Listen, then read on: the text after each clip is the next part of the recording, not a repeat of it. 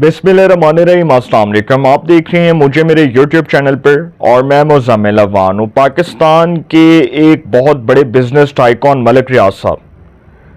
उनके वाले से एक ख़बर आई कुछ दिन पहले। सोशल मीडिया पर यह ख़बर गर्दिश कर रही थी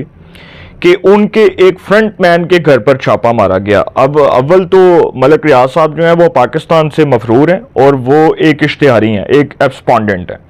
क्योंकि नैब के लॉ के मुताबिक, नैब के कानून के मुताबिक, नैब चूँकि एक तहकीकाती इदारा है और नैब जिस तरह FIA फेडरल इन्वेस्टिगेशन एजेंसी है, तो इसी तरह नैब भी एक इदारा है। अब नैब ने अलकादे ट्रस्ट केस में मलिक रियाज साहब को एब्सपॉन्डेंट कहा हुआ है, इश्तिहारी कहा हुआ है। मलिक रियाज साहब जो है सर, ये पाकिस्तान में एक बिजनेस टाइकॉन होने के साथ साथ इस हवाले से भी पहचाने जाते हैं कि पाकिस्तान के सबसे बड़े, इनको लैंड माफिया कहा जाता है, ज़मीनों पर कब्जे करने के हवाले से मलिक रियाज साहब का नाम सर फहरिस्त है। कराची के अंदर एक जगह जो पैरेलल, कराची सिंध कराची के अंदर जो एक पैरेलल जगह बनाई गई है, जो मलिक रियाज साहब ने मतलब समझ लें कि वहाँ पर बैरिया टाउन बनाया, उसके हवाले से ये कहा जाता है कि 2019 में मलिक रियाज साहब ने 7,000 अरब रुपए जो हैं वो अब तक 2019 से अब तक कमा लिए। 7,000 अरब रुपया, ये कितनी बड़ी अमाउंट है कि 7,000 अरब रुपया जो है, इससे पाकिस्तानी जो ख़जाना है, जो पाकिस्तानी ख़जाने पर बोझ पड़ा है, अगर यही 7,000 अरब रुपया रिकवरी कर ली जाए और ये मुल्की ख़जाने में डाल दिया जाए, तो सर पाकिस्तान का जो ख़जाना है वो तो दिन दुगनी रात चुगनी तरक्की करेगा। और कितना बड़ा फ़ायदा होगा पाकिस्तान के ख़जाने को कि जो इस वक्त हमारे पर एक सिचुएशन है इकॉनमी के ऊपर, जो इस वक्त गहरे बादल छाए हुए हैं और जो पाकिस्तान की इकॉनमी को साबिक हुक्मरान एक रेंटल इकॉनमी बना कर गए खान साहब जैसे, तो सर 7,000 अरब रुपया अगर रिकवर करके ख़जाने में डाल दिया जाए तो कितना बड़ा फ़ायदा होगा इस कौम का। अच्छा, मलिक रियाज साहब जो हैं जी, वो तो इस मुल्क से फ़रार हैं, चूँकि उनके फ़रार होने की जो इतलात हैं वो तो उसी वक्त मिल गई थी जब वो मुल्क से भागे और उसके बाद उनको पता चला कि मुश्किल वक्त आ रहा है। तो अब मलिक रियाज साहब के एक फ्रंट मैन थे कर्नल खलील साहब, और उनका बेटा फौज के अंदर आज भी हाजिर सर्विस है। कर्नल खलील साहब जो है ना, उनके वाले से एक तो मैं आपको पहले बता दूंगा खबर कि वो क्या है, लेकिन उससे पहले मलिक रियाज साहब के बारे में एक चीज़ बताता चलूँ कि जिस केस में इमरान खान और बुशरा बीबी को सज़ा हुई और वो उस केस में जेल में है, वो है अलकादे ट्रस्ट की ज़मीन का case. अलकादे trust 190 million pound case, आम अल्फाज में ये कहूँगा कि 190 मिलियन पाउंड केस, जिसमें खान साहब और उनकी अहलिया को सज़ा हुई। और सज़ा किस बेस पर हुई कि उन्होंने, मलिक रियाज साहब जो पाकिस्तान के बिजनेस टाइकॉन है, उन्होंने अलकादे ट्रस्ट की जो ज़मीन है वो इमरान खान की अहलिया के नाम पर ट्रांसफ़र की और डॉक्यूमेंट्स में गपला, ज़मीन नाम ट्रांसफ़र करने के वाले से गपला, 2 नंबरियाँ जो की गई। फिर नैब ने इसकी इंक्वायरी की, चूँकि सर जब प्रोसिक्यूशन जब अपना केस फाइट करती है ना अदालत में, तो जब वो ये साबित कर देती है कि मुलज़म जो है उसके ऊपर ये इल्ज़ामात हैं और अदालत शवाहिद की बुनियाद पर फैसला देती है कि प्रोसिक्यूशन का जो केस है वो मॉरली तौर पर साबित हो चुका है, लिहाजा मुलज़म को सज़ा सुनाई जाती है। तो इस केस में इमरान खान और बुशरा बीबी को सज़ा हुई है 190 मिलियन पाउंड केस में। अब मलिक रियाज साहब ने इसी केस में बुशरा बीबी को और इमरान खान को बेनिफिट दिया था, उनको फ़ायदा हुआ, और वो जो इनकी एहलिया के नाम पर ज़मीन ट्रांसफ़र हुई थी उसी के वाले से नैब ने फिर फैसला दिया था जनवरी में, जब इनको सज़ा हुई थी 10-10 साल कैद की। तो मलिक रियाज साहब के जो सर करीबी दोस्त थे, या ये कह लें कि जो करीबी शख्सियत थे, कर्नल खलील साहब, इनको FIA की तरफ से कई बार सुमन हुआ, कई बार नोटिस हुआ, और इन्होंने उस नोटिस को सीरियस नहीं लिया और इन्होंने कहा कि कोई मसला नहीं, नोटिस ही है ना, कोई गल नहीं। फिर FIA ने क्या किया कि FIA ने इनका वारंट हासिल किया और इनके वारंट इनके घर वालों को दिखाए। अब वो जो फुटेज आ रही है ना सोशल मीडिया के ऊपर कि जी वो लोग गए, वो लोगों ने वहाँ पर तोड़फोड़ की, वो जी ऐसे हुआ, वो जी 4 दीवारी का तकद्दुस पामाल हुआ, ये भी मैं बताऊंगा कि ये वो कौन से लोग कहानियां बना रहे हैं कि जी 4 दीवारी का तकद्दुस पामाल हुआ। FIA एक फेडरल इन्वेस्टिगेशन एजेंसी है, एक वफाकी तहकीकाती इदारा है, और FIA को ये इख्तियार है कि जब भी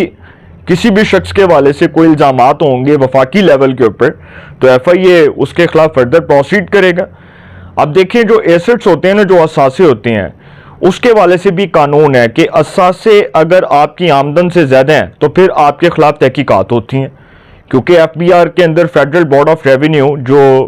آپ کے ایسٹس کے والے سے ایک ریکٹ بناتا ہے، اس کے اندر بھی آپ کے ریکٹ کا سارا جو ہے وہ پروف آ رہا ہوتا ہے، ثبوت آ رہے ہوتے ہیں،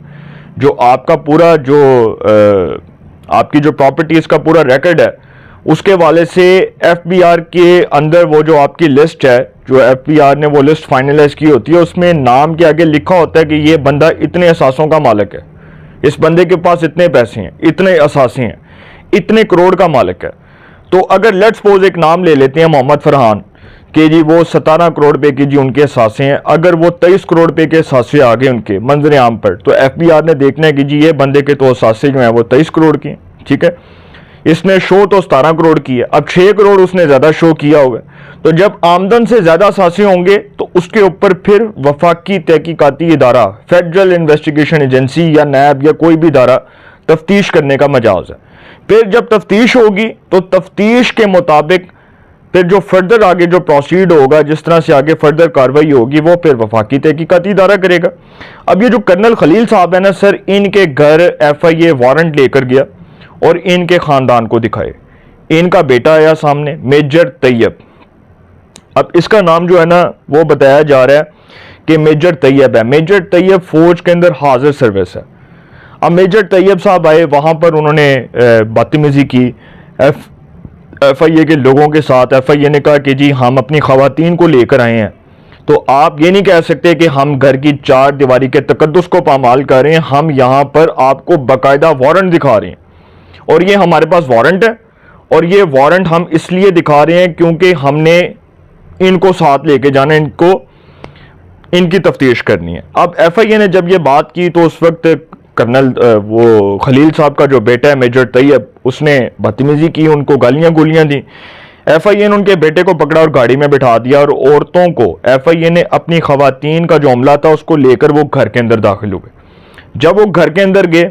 تو انہوں نے کرنل خلیل صاحب کو بتایا کہ جی ہم آپ کے وارنٹ لے کر آئے ہیں، اور پھر ایف آئی اے کے لوگ جب گھر میں داخل ہوئے تو ایف آئی اے کی خواتین بھی تھیں، گھر کی فوٹیج بنائی گئی اور اس کو وائرل کیا گیا۔ اب یہ مقصد یہ تھا کہ کسی طرح یہ جو کرنل خلیل صاحب کے گھر پر ایف آئی اے نے ریڈار کیا، جو چھاپہ مارا، اس کا مقصد یہ تھا کہ کسی طرح ملک ریاض صاحب جو پاکستان کے بزنس ٹائکون ہیں ان کو دکھایا جائے کہ آپ جو خود کو کہتے ہیں نا کہ میں بہت طاقتور ہوں، تو طاقتور کوئی کچھ نہیں ہے، طاقتور صرف اللہ کی ذات ہے، رب تعالیٰ کی ذات ہے، اس کے علاوہ کوئی شخص اس دنیا میں طاقتور نہیں ہے۔ اور اب تک تو ملک ریاض صاحب کو یہ بڑے بینیفٹس تھے کہ ان کو کوئی ہاتھ نہیں ڈال سکتا، ان کو کوئی نتھ نہیں ڈال سکتا، تو ملک ریاض نے سمجھا کہ افتخار چودھری کے جس طرح سے دور میں میرا کیس چلا تھا سپریم کورٹ میں، ارسلان افتخار چونکہ میرا بزنس پارٹنر تھا، اس کا بیٹا ان کا بزنس پارٹنر تھا نا افتخار چودھری کا، تو انہوں نے سمجھا کہ کوئی نہیں، دوبارہ یہ معاملات ٹھیک ہو جائیں گے۔ لیکن سر اب کی بات جو ہاتھ ڈلا ہے وہ بہت بڑا ڈلا ہے، اور یہ دکھانے کے لیے ڈالا گیا ہے کہ دیکھیں ملک ریاض صاحب آپ باہر کے ملک میں ہیں، تو آپ کے یہاں پر جو لوگ ہیں ان کے لیے زمین تنگ ہو رہی ہے،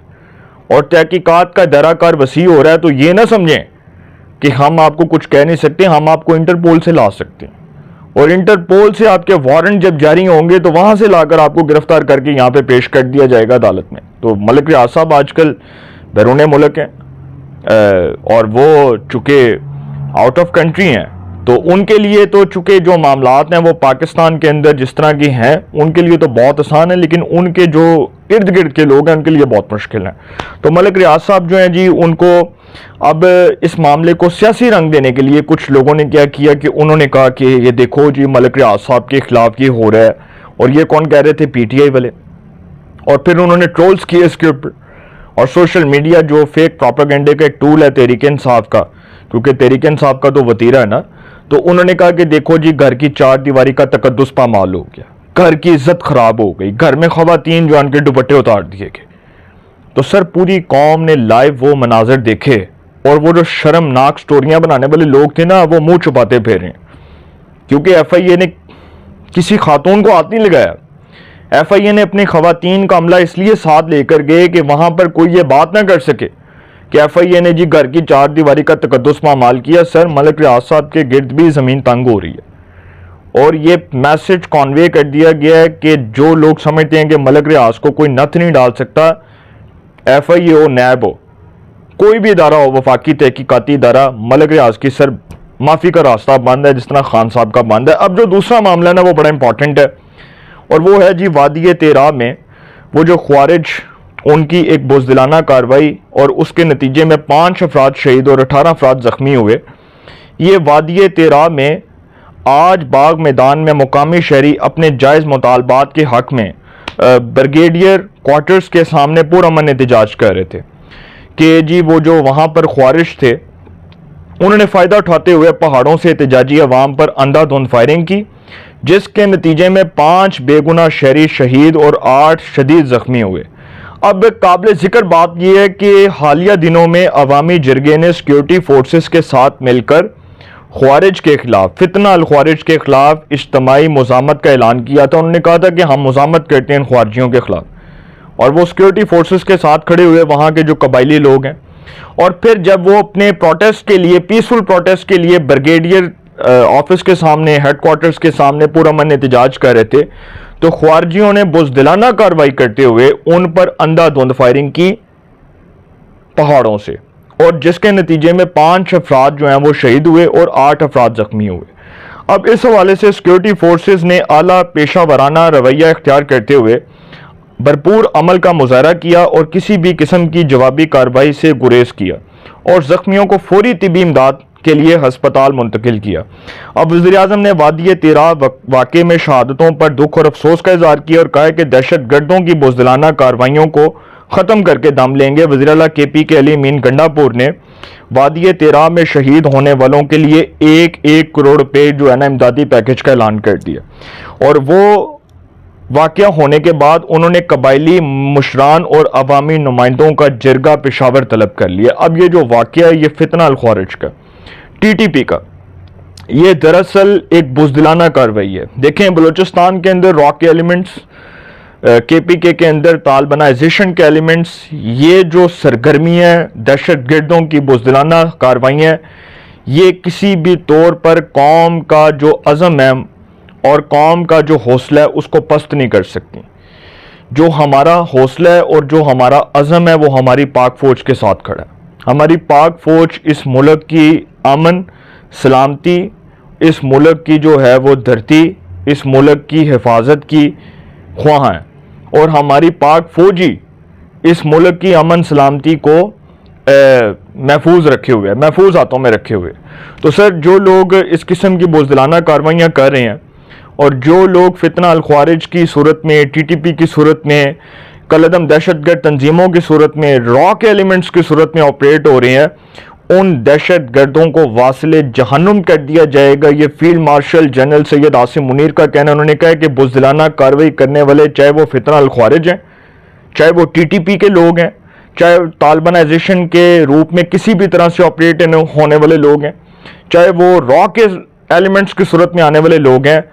سب کو واصل جہنم کر دیا جائے گا، عبرت کا نشان بنا دیا جائے گا، کچل کے رکھ دیا جائے گا۔ اپنی رائے کا کومنٹس میں ضرور اظہار کیجئے گا۔ انشاءاللہ ایک نئے سیگمنٹ کے ساتھ پھر ملاقات ہوگی۔ اپنا بہت خیال رکھیے گا۔ اللہ نگہبان۔